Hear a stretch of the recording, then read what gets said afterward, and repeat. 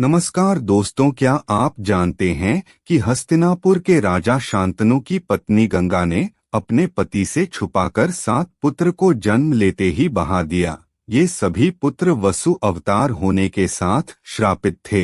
आइए जानते हैं गंगा ने इन्हें कैसे मुक्ति दी। देवी गंगा अपने पुत्रों को जन्म देते ही गंगा में बहा देती थी, मगर इस कारण बच गए भीष्म पितामह। महाभारत के अनुसार महाराज शांतनु एक दिन हस्तिनापुर में अपने महल से शिकार करने निकले।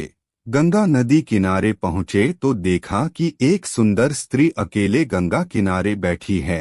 राजा शांतनु स्त्री को देखते ही वह उस पर मोहित हो गए और रथ रुकवाकर स्त्री से विवाह का प्रस्ताव रख दिया। वह स्त्री देवी गंगा थी, जिन्हें विवाह के लिए हामी भर तो दी, लेकिन उनकी एक शर्त थी। दोस्तों, यह कहानी सुनने से पहले प्लीज चैनल को लाइक और सब्सक्राइब अवश्य कर दीजिएगा। मगर बिना शर्त सुने ही शांतनु ने हामी भर दी। इस पर गंगा ने कहा, राजन पहले शर्त तो सुन लीजिए। महाराज, शर्त है कि विवाह होने के बाद आप मुझसे न तो सवाल पूछेंगे और न मुझे किसी काम से रोकेंगे। जिस भी दिन आपने ऐसा कर दिया, मैं आपको तत्काल छोड़कर चली जाऊंगी। शांतनु ने शर्त सुनते ही कह दिया, देवी बिल्कुल ऐसा ही होगा। गंगा से विवाह के बाद शांतनु बेहद खुश थे।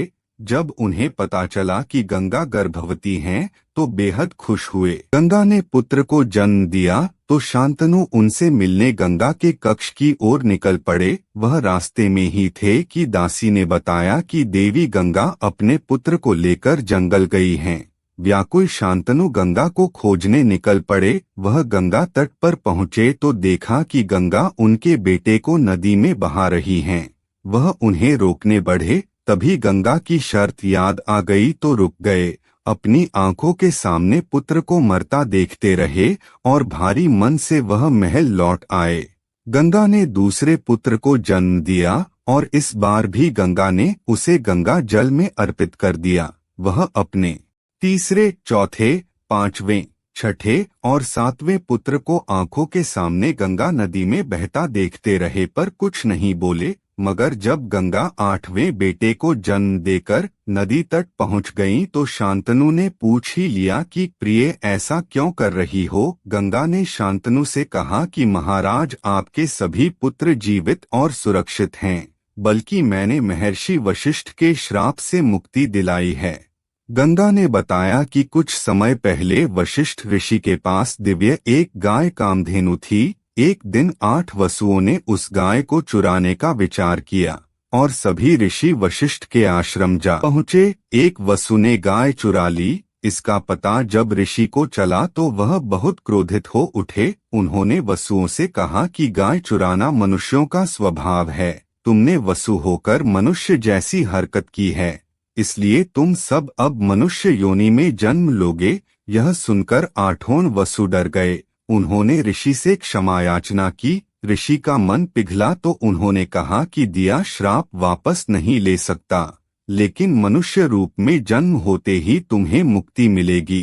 किसी एक को पापों का प्रायश्चित करने के लिए लंबे समय तक मनुष्य रूप में पृथ्वी लोक पर रहना पड़ेगा। तब सभी वसु मेरे पास आए और विनती करने लगे कि मैं उनकी मां बनकर मनुष्य जन्म से उन्हें मुक्ति दिलाऊं। वही 8 वसु ने हमारे पुत्र के रूप में जन्म लिया, जिसमें 7 को मुक्ति दिला दी, लेकिन 8वां वसु ऋषि के श्राप के चलते मुक्त नहीं हो सका। अब इसे लंबे समय तक मृत्यु लोक में रहना होगा। अब मैं शर्त अनुसार वापस जा रही हूँ और पुत्र भी ले जा रही हूँ। समय आने पर पुत्र लौटा दूंगी।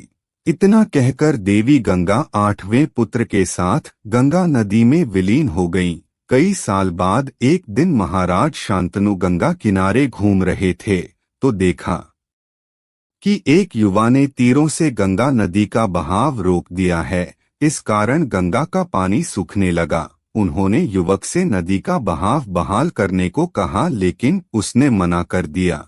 इस पर देवी गंगा प्रकट हुई और शांतनु से बोली, महाराज, यह आपका ही पुत्र देवव्रत है।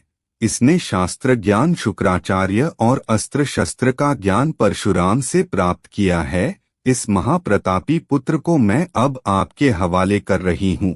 इसके बाद गंगा चली गईं और शांतनु पुत्र देवव्रत के साथ हस्तिनापुर लौट आए। आगे चलकर यही देवव्रत प्रतिज्ञा के कारण भीष्म पितामह कहलाए। तो दोस्तों, यह कहानी आपको कैसी लगी? अगर अच्छी लगी होगी तो प्लीज चैनल को लाइक और सब्सक्राइब नहीं किए होंगे तो जरूर कर दीजिएगा।